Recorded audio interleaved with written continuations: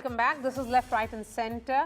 In yet another move to bring AI agents like ChatGPT closer to human ability, US tech giant OpenAI has launched a ChatGPT tool called Deep Research that will let users ask the chatbot to perform what Sam Altman called multi-step research on the internet for complex tasks. OpenAI's Deep Research is built for people involved in areas like finance, science, policy and engineering and need thorough, precise and reliable research. However, don't believe everything you get from ChatGPT's latest tool. In fact, OpenAI has also warned that deep research can often hallucinate facts in response or make incorrect inferences and also has trouble distinguishing rumors from facts. Could this tool be the next big thing for research or spread further confusion in the world, which is already plagued by misinformation?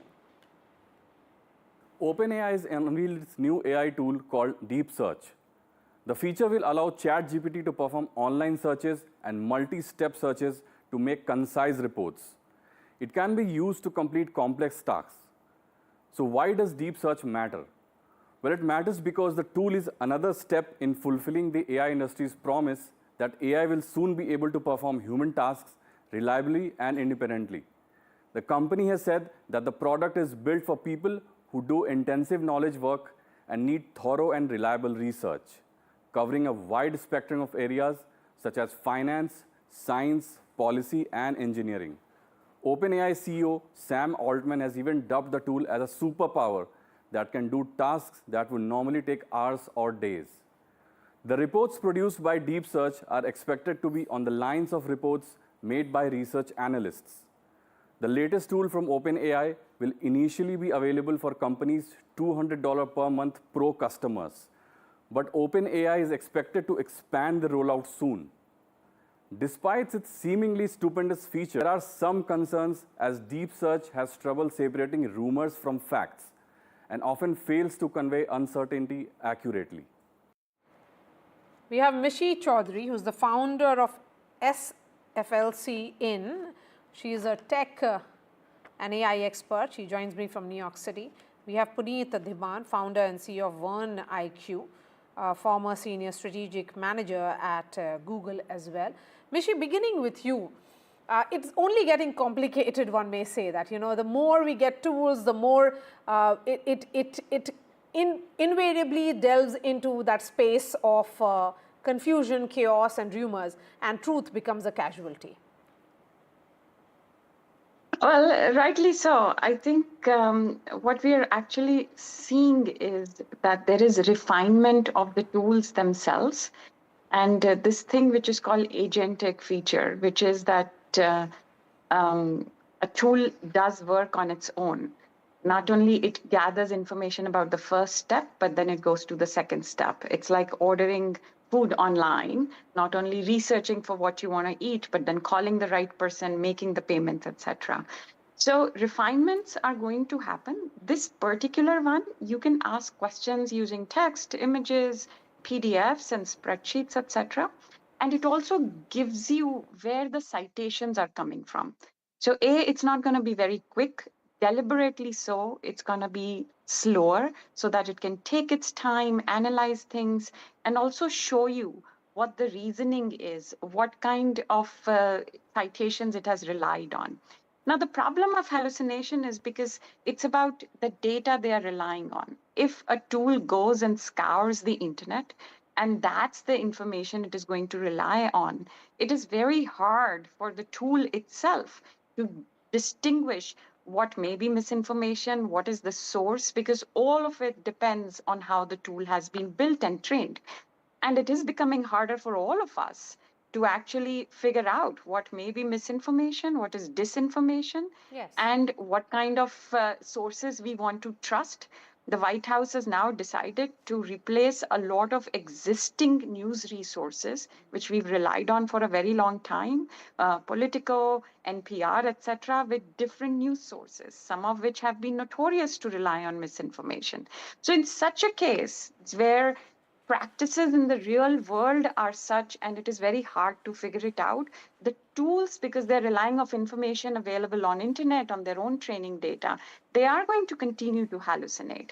That will get corrected because there is recursive learning, which is they learn, you correct, and tool gets better and better. But so far, I always think that the CEOs have to do the selling, but we should take it with a little bit of pinch of salt to not just buy into the marketing game, but really be vigilant about what is the output coming out of these tools. Having said that, it is pretty impressive, but that doesn't mean that I'm going to now just say, okay, all junior lawyers and nobody else in the law firm are going to be doing any research. I'm going to just rely on So, what Mishi, some of the these question tools will is, tell me. when do we decide to draw that line? When do we know that it is hallucinating facts and there are incorrect inferences? Perhaps, Puneet, you can respond to this. It is also about drawing the line. When do I draw the line and realize that go no further in terms of my searches? I think one of the good things about this particular model is that you're seeing the citations. You know the websites that it is researched from, you know where the data is coming from. Whereas previously you would just see an answer, but not really know how that answers were generated or where we got these answers from. So yes, you do still need somewhat of an expertise to know, okay, these sources are credible and these are not. Like Mishi said, it's information available on the internet. So if you see a domain that necessarily has a history of being credible, you should take that as a source of truth. But if it's a completely new domain where you don't know anything about, probably not necessarily take it on face value and just assume that the answers are correct. And that's basically, like Mishi said, that it is with a pinch of salt. You have to review it. You have to look at it from a lens that, okay, I know this data, it seems correct, but let me still verify it once more so that, because it's a research report after all, and whatever is in those reports has to be completely accurate for it to be released to the public or even for an organization to take any decisions based on it. Okay, but then my question is that how does it really help anyone if it is research where we have to go back to perhaps libraries to ensure we counter check that, Mishi? So it does help in the sense of, like, even a human being goes and researches various sources, whether it is books or journals or the various kind of databases which are specialized for each of these fields. If I'm in finance, I have access to Bloomberg. If I am in law, I'm going to look at the legal databases. Even when I am researching, I'm going to rely on certain books, etc. That period has been shortened. If you can also upload your own materials, etc., and it will show you how the learning is happening. Now, the amount of time one spends on analyzing, learning, compiling reports, etc., that's definitely going to be shortened. If it does have access to more and more such journals, databases, etc., then it will compile that data. It will then be able to generate reports, which I, as one person, might take 5 days, 15 days, or its number of hours that I've been spending. That time is shortened because, of course, the processing speeds are very different from how many people I can throw at a problem than when I can throw a model at that problem. Having that benefit of all that analysis, later on, I'm not going to file something in court without verifying it. But somebody who went out and summarized so much of it in a very short period of time will definitely add efficiency. And then you do what you do for everything else. You get into the mode of cross-checking and double-checking. But in terms of research work, driven by science, which is supposed to be original work, Puneet, where does the entire space of plagiarism come in? One may say that I may be searching for completely, my search words may be different, but invariably outcomes could be same. See, that is where your own data also comes in, right? The idea with deep research also is that you can link your subscriptions, you can link your data, and it would take a lot of inferences from it. Especially with websites or research companies they spend a lot of time and money on doing that research.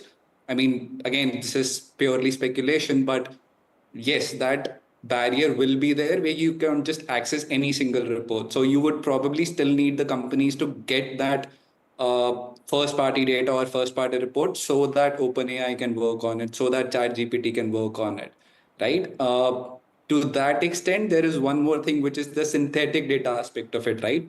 For it to become truly intelligent, it still has to do a lot of synthetic data manufacturing as such.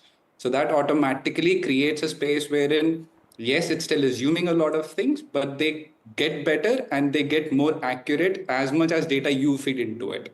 So like Mishi said, right, as a lawyer, we need so many data points and we need citations with it. A lot of that is basically gated with a subscription fees or anything. So companies would probably will still have to link those subscriptions so that OpenAI can generate a better research report for them or better citation report for them for an argument. But Mishi, one thing is becoming clear, that increasingly there'll be more data that will be fed in and there'll be more tools that will be used. But still, the originality that we keep talking about of a human brain and experience with which a content is generated, that will be there, or are you of the opinion that will not be there in days and months to come? So I think what you started, the line of questioning is important. We are not replacing actually science with this. We are not saying some original work which is going to happen, that's going to be replaced by these models. We are also not saying data gathering on the ground. A reporter from your channel who is on the ground, is talking to people, is collecting information about what's really happening. That reporter will have to feed it somewhere so that data is analyzed. So I'm not saying that the models need some data, and without that data is going to be done on its own. Somebody has to go do the work. In science, we do a lot of experimentation, and that has to happen. However, all of our deep knowledge work relies on prior work, comparative work with all of that. What new things which we learn, that becomes a new data point. And then it does this cross analysis, which is why these tools become more efficient. Now, I, as a lawyer, obviously can have 20 years of whatever I've practiced, seen. However, I still go and look into what was the precedent. What did the Supreme Court say on the 1970s and 80s and 90s? Yes. And what are various other jurisdictions doing? So basically, the old ways will remain with us. Yeah. Some of them, absolutely. I don't think that we are going to expect that everything is going to be done by these models. They're going to become more efficient. That's why I would say the talk about AGI, which is or sentient being, etc., that you should take with not just pinch but a mountain of salt, because that's nowhere on the horizon. But for sure, efficiencies are increasing, and they are going to be replacing a lot of knowledge work which we used to rely on large armies of people.